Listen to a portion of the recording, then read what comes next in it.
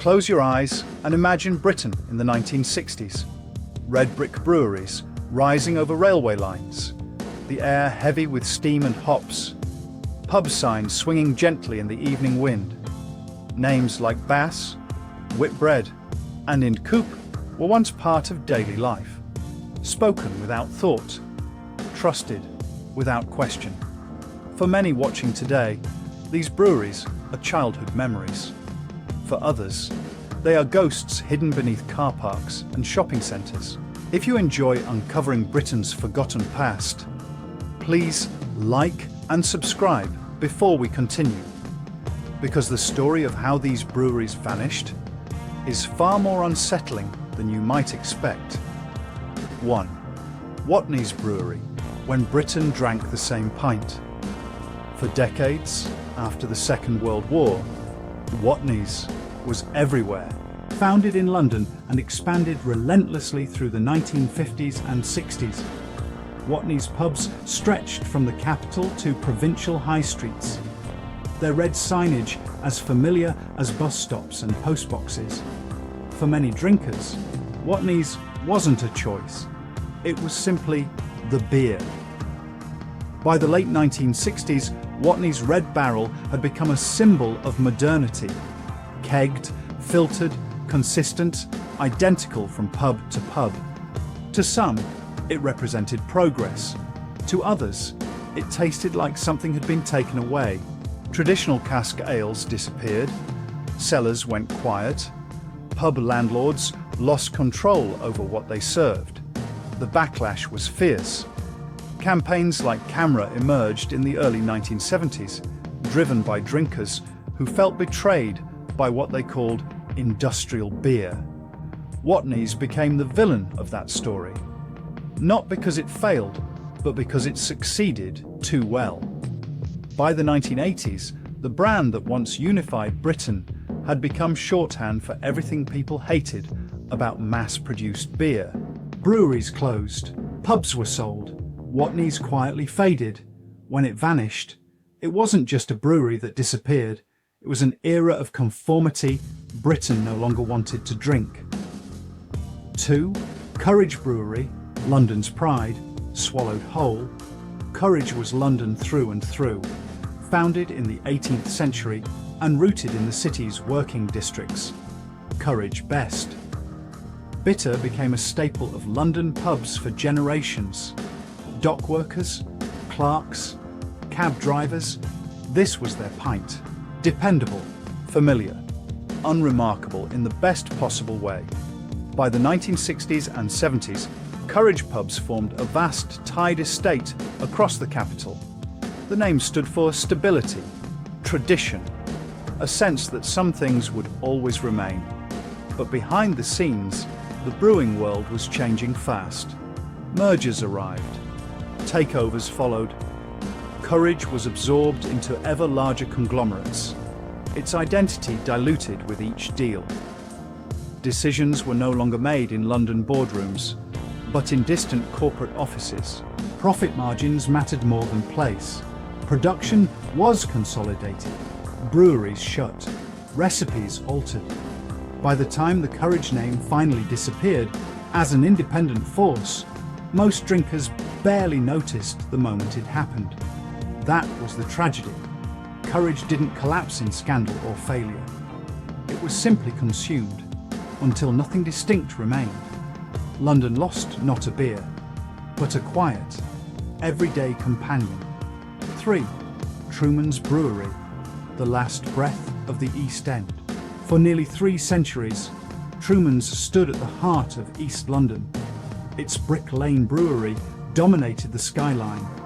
Red brick walls rising above railway arches and narrow streets. Every morning, the smell of malt drifted through Spitalfields and Whitechapel. Locals didn't need a clock. The brewery told them the time. Truman's beers were never flashy. They didn't need to be. This was honest East End brewing, serving dock labourers, market traders, and families who measured life in shifts and seasons.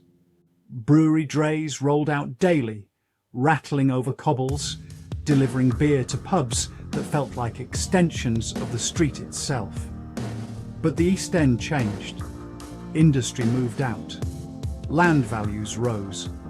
By the late 1970s, the brewery sat on land worth more than the beer it produced. In 1989, Truman's closed the Brick Lane site. When the gates shut, something intangible vanished too. The sound, the smell, the sense of continuity. Brick Lane survived, but it was no longer a brewing street, just a place where brewing once happened. 4. Whitbread Brewery, when 250 years still wasn't enough. Whitbread's history stretched back to 1742. For over 2 centuries, it adapted, survived wars, recessions, rationing, and social change. Whitbread, pale ale, and tankard were fixtures in pubs across England, served without fuss, trusted without question. This was brewing as institution. By the 20th century, Whitbread had become one of Britain's largest brewers.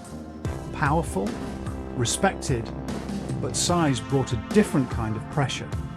Shareholders demanded growth beyond beer, hotels, coffee, leisure. Brewing became just one line in a portfolio. In the early 2000s, Whitbread made its choice. Brewing was sold off. Production ceased. The name that once stood for British beer quietly stepped away from it altogether. There was no single closing night. No final pint marked in the papers. Just a slow withdrawal from something it had helped define. When Whitbread left brewing, it proved a sobering truth. Even centuries of heritage offer no protection in a modern balance sheet. 5. Bass Brewery, the red triangle fades. Bass was once the most recognizable beer brand on earth. Founded in Burton-upon-Trent, its red triangle became the world's first registered trademark in 1876. The town itself lived and breathed brewing, its mineral-rich water producing beers exported across the empire. Bass wasn't just famous, it was global. By the mid-20th century, Bass Ale symbolized British quality. It appeared in paintings, posters, and pubs from London to New York. Burton thrived. Thousands worked in breweries that never seemed likely to fall silent. But consolidation came. Bass merged, split, and was absorbed. Brewing operations were reduced, then removed. By the early 2000s, Bass was no longer brewed in Burton at all. The town that built the brand lost it. Today, the red triangle survives mostly as a logo, a memory. Burton-upon-Trent remains, but its identity as the beating heart of British beer was quietly taken away, pint by pint. 6. Ind Coop, everywhere until it wasn't. For much of the 20th century, Ind Coop was simply part of the background of British life. Founded in Burton-upon-Trent in the 1700s, it grew into a name seen on taps from Midlands towns to seaside resorts. Ind Coop ales weren't loud or fashionable. They were steady, ordinary, reliable. By the 1950s and 60s, Ind Coop pubs formed a quiet network across England. You didn't travel to drink Ind Coop, you encountered it. After work, before the match, on a Sunday lunchtime, with family. The beer didn't demand attention, which is precisely why people trusted it. But that ordinariness made it vulnerable. As mergers swept through British brewing in the 1960s, Ind Coop became part of vast corporate combinations, eventually folded into Bass Charrington. Decisions moved away from Burton. Brewing capacity was rationalised, sites closed. There was no dramatic ending, no outcry. Ind Coop just disappeared. One day the name was on the pump, another day it wasn't. And only later did drinkers realise how strange it felt when something so familiar was suddenly gone. 7. Tetley Brewery, when Leeds lost its taste. On Tetley was Leeds in liquid form, brewed at the massive Airy Street Brewery from the 1820s. Tetley bitter became inseparable from the city's identity. This was the pint of factory workers, office clerks, and rugby league supporters. Smooth, balanced, always there. For generations, the brewery dominated the riverside. Steam rose from copper vessels. Delivery drays crossed the city daily. Leeds didn't just drink Tetley, it worked for it. Thousands of families depended on that red Tetley star. By the 1980s and 90s, ownership had shifted. Brewing was consolidated elsewhere. Despite protests and petitions, the Airy Street Brewery closed in 2011. Production moved hundreds of miles away. The beer survived in name. The place did not. Many Leeds drinkers still say the pint never tasted quite the same again. Because it wasn't just about flavour, it was about knowing your beer came from just down the road. When Tetley left Leeds, the city lost a piece of itself. 8. Boddington's Brewery, the cream that left Manchester. Boddington's was Manchester's badge of honour, brewed in strange ways since the late 19th century. Its pale, hoppy bitter stood apart from darker northern ales. The cream of Manchester wasn't just marketing, it was a statement of pride. By the 1970s, Boddington's was everywhere in the city. Pubs, clubs, backstreet locales. The beer matched Manchester's character, confident, a little sharp, unmistakably its own. Brewery workers were known faces. The plant was part of the skyline. Then came expansion, national advertising, ownership changes. By the early 2000s, brewing ceased in Manchester altogether. The Strangeways site closed. The beer lived on, but brewed elsewhere, by someone else. Manchester noticed. The slogan remained, but the meaning drained away. What was once rooted in place became just another brand, and a city that prided itself on making things watched one of its own quietly leave. 9. Scottish and Newcastle. When the North was sold off, Scottish and Newcastle was never a single brewery. It was a collection of them. A web of regional beers that reflected Scotland and Northern England's diverse drinking cultures. Newcastle Brown Ale, McEwan's, Tennant's, each tied to place, accent and habit. For decades, the company represented northern brewing power. Decisions were made close to home. Jobs stayed local. Breweries anchored communities in cities like Edinburgh and Newcastle. But in 2008, everything changed. Scottish and Newcastle was broken up and sold to foreign multinationals. Assets were divided. Breweries closed or downsized. Production shifted. Brands survived, but often stripped of their local roots. To many drinkers, it felt like a sale of identity.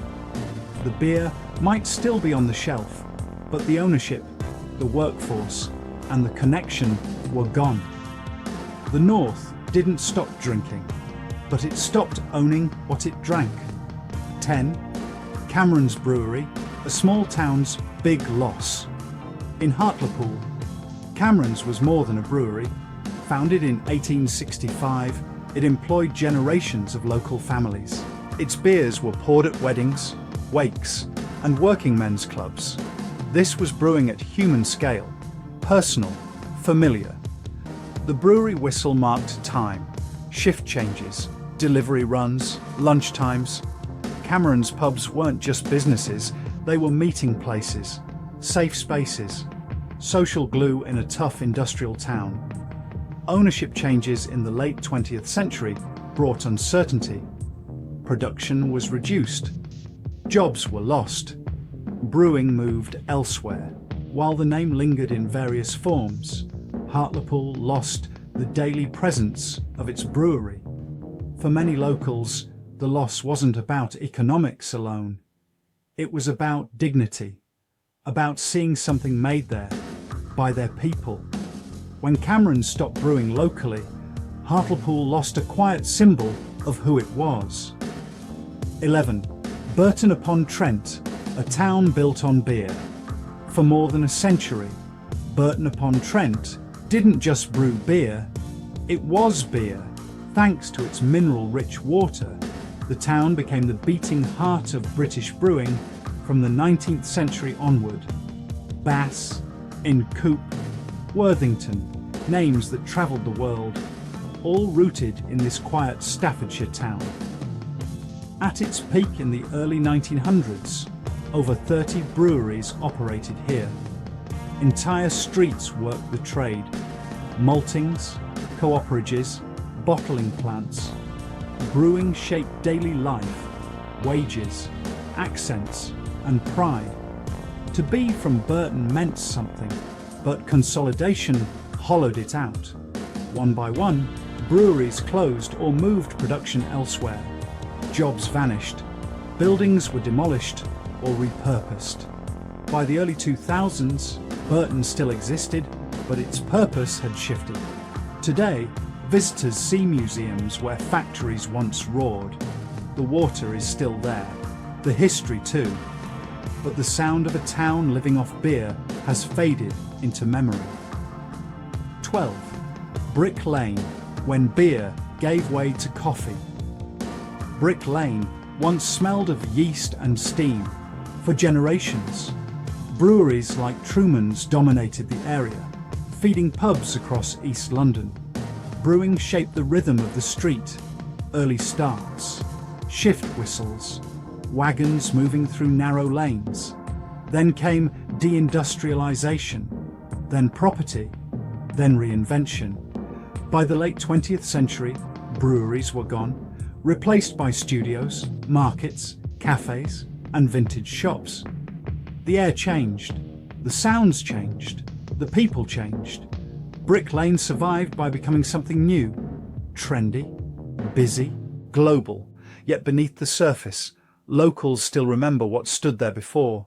The jobs, the smells, the certainty of routine. Walk the street today and you'll find plaques, photos, fragments of brickwork. Quiet reminders that before oat lattes and street food, this was a working brewing street. A place where beer wasn't consumed. It was made. 13. The pubs remain, but the beer has gone. Across Britain, the pubs still stand. The signs swing. The names remain. The buildings look familiar, but behind the bar, something fundamental has changed. The beer is no longer brewed nearby. It arrives by lorry from distant factories, tasting the same everywhere. In the 1950s and 60s, many drinkers knew exactly where their pints came from. A local brewery, a known workforce, sometimes a neighbour. That connection mattered more than people realised at the time. As breweries disappeared, pubs became outlets rather than extensions of local industry. The social space survived, the supply chain did not. And with it went a sense of ownership. The pub remained Britain's living room, but the beer lost its accent. More clang. A younger generation asks, why did they disappear? For younger drinkers, these names sound almost mythical. Watney's, Courage, Tetley brewed in Leeds. Ideas from another Britain, a slower one, a more local one. So why did they vanish? The answers are unromantic.